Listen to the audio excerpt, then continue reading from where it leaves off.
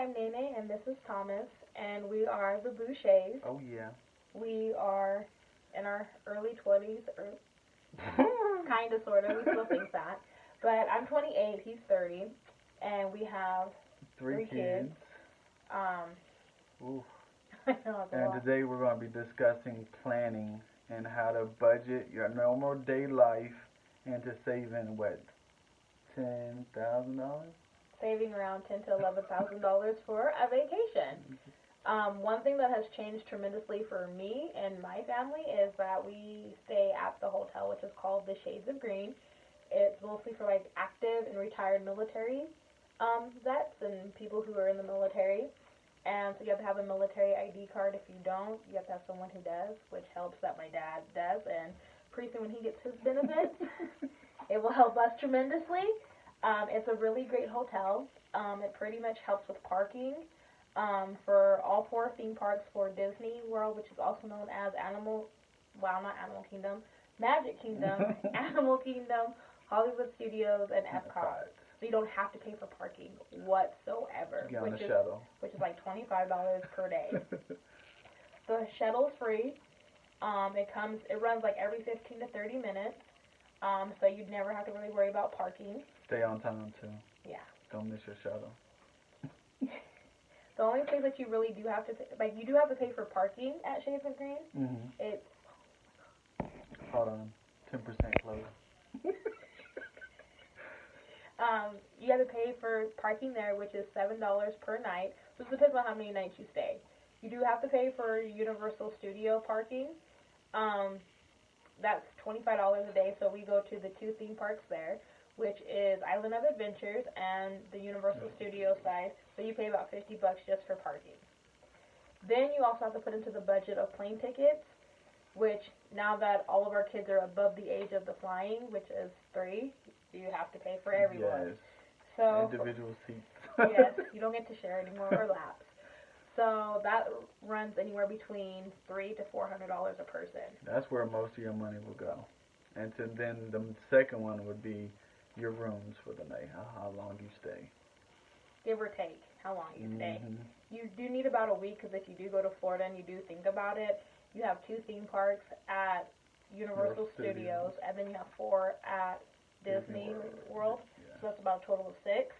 So you need about almost a week, almost 8 days, just to really enjoy seeing everything. And you still won't see everything in one trip. You won't. So don't try. I'm going to tell you right now, don't try. You won't try. And then another thing is also having a budget for the kids on how much they can spend per day. Our limit is 25, and yes, we go with grandparents, so of course grandparents give a little extra. But for mom and dad, you get $25 per day. That's it. And then another thing that we do is at the theme parks, all the kids get a kid's meal. So you don't get an adult meal, you get a kid's meal, because sometimes they're too active, or they really are not hungry, or they're not really paying attention to what they want to eat. They're kind of looking around. So even a kid's meal can be anywhere between $8 to $10. Yeah. And an adult meal is like 12 or 15. One thing that you do want to get when you are at the theme parks are the refillable cups, where you pay about $14.99, even around $15, and you get free refills in a cup. Don't you get to keep the same one though? You get to keep the same cup.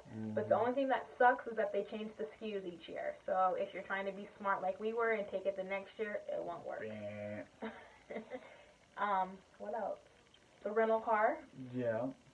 And then food. Well, you already did food money. Anywhere, like for us, we take about $1,200, just not for everyone to eat. And that's also to consider if you have picky eaters, kids who are not going to eat everything. I'm a picky eater, and then one of our kids is a very picky eater. The other thing that you have to take in consideration is the tolls.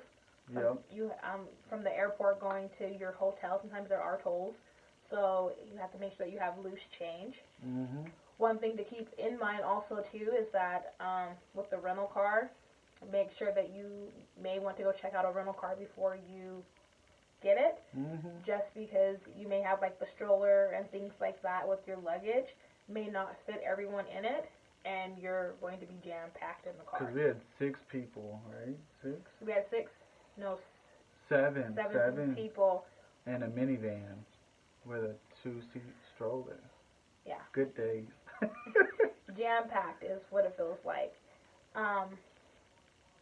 And how we do this is that we budget out of our checks anywhere between $200 to $300.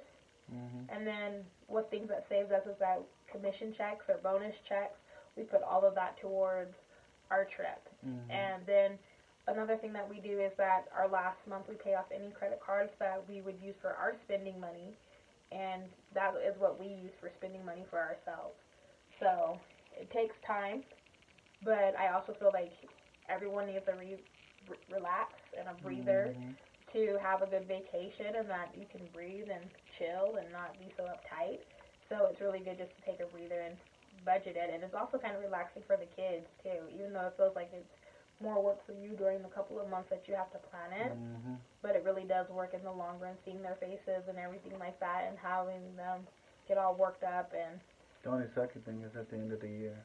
Yeah, we do ours in November just because Disney says it's their least busiest year.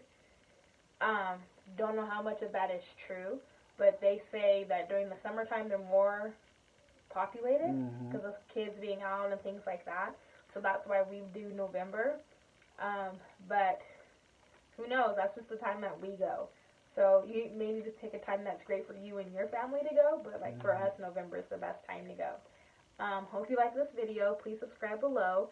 And if you have any questions, please write comments or anything that we can help you with. And hit the notification bell so you get notified every time we post a new video.